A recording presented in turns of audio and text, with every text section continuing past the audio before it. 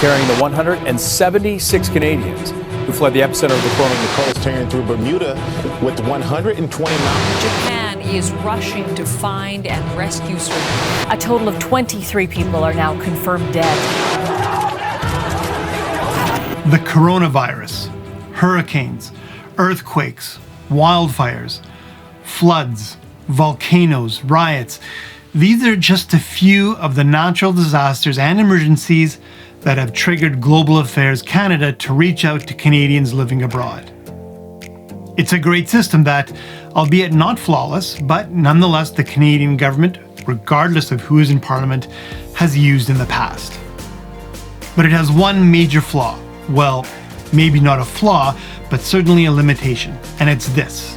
It only works if Canadians register. You can register before you go abroad or after you set up, but it's free both in terms of cost and risk.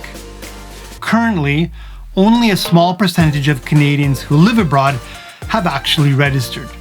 This has some interesting implications. First and foremost, in the case of an emergency, the Canadian government office nearest your location cannot contact you. Second, and perhaps more importantly, there is no way for the Canadian government to know exactly how many Canadians live in your area. There's a chance that they might think that there are very few Canadians there, when in actuality, there might be a significant number. It's estimated that just a small percentage of Canadians register. If that's the case, when the Canadian government is looking to allocate resources to a specific region for an emergency, they're going to be left short of what actually might be required. It's also important to note that the number of known Canadians that are registered in an area also impacts decisions that are made even in non-emergency situations. Resources for consular services are based on necessity, so it stands to reason that if the country knows that there are a large number of Canadians in a specific area, they'll allocate more resources there. Now, some may say, I don't want to register because I don't want the Canadian government tracking me down. Really? Do you really think you're that important? And it's often these people that are the first to complain that there is little communication between the Government of Canada and the expat community. Look, I'm not going to make excuses for errors that the government may have made in the past. Some of these situations are a lot more complex than what some people might think. But the bottom line is this. Communication is a two-way street.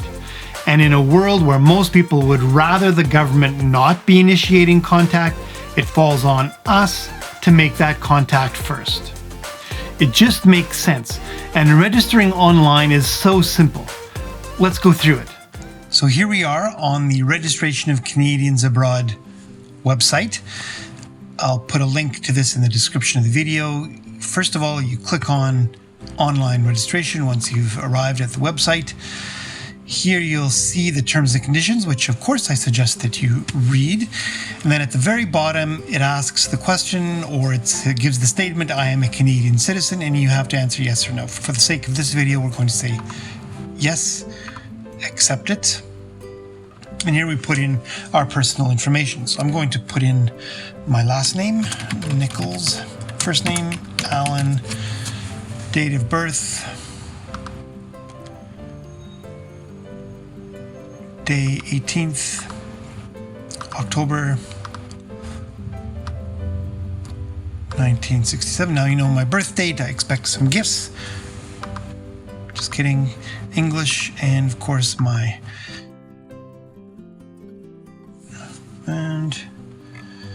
passport number. I will put in a fake number here. I'm going to say that I'm going to the United States.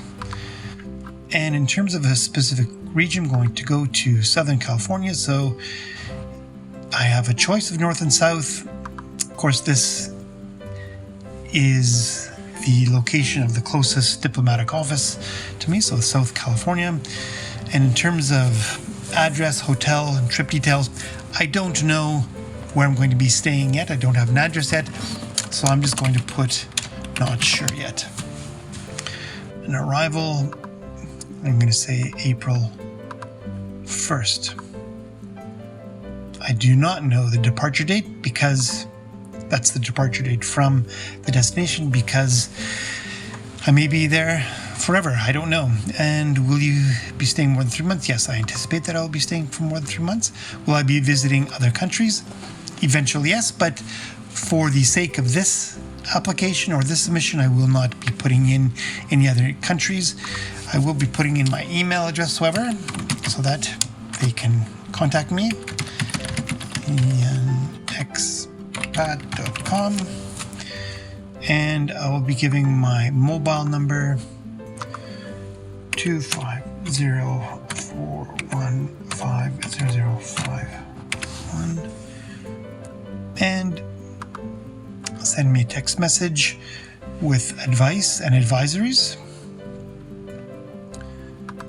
and I will, here we put in an emergency contact name, and normally I would put in my wife's name, but for the sake of this, I'm just going to put in my name again, Nichols Allen, and my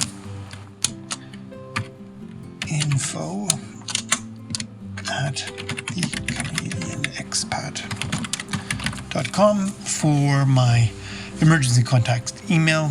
Of course, I would normally put in my wife's email address or somebody that is important to me, and here I would put their contact. And just for the sake again of this video, I'm just going to put in my own mobile number, which normally you wouldn't do, and click submit. And that's it. My registration has now been submitted. I also have the opportunity, of course, by clicking maybe later, to create an account so that I'm able to update the information later on. For example, if I'm going to another country or moving back to Canada or whatever that might be, this would enable me to be able to go back and revisit that information. For now, I'm clicking OK. And that's it. That's how you register. So for your sake, and for the sake of other Canadian expats in your region, we suggest that you go and take 5 minutes and register. If you found this video interesting, please hit that like button. If you haven't already, please subscribe. And please let us know what you think in the comments below. Until next time.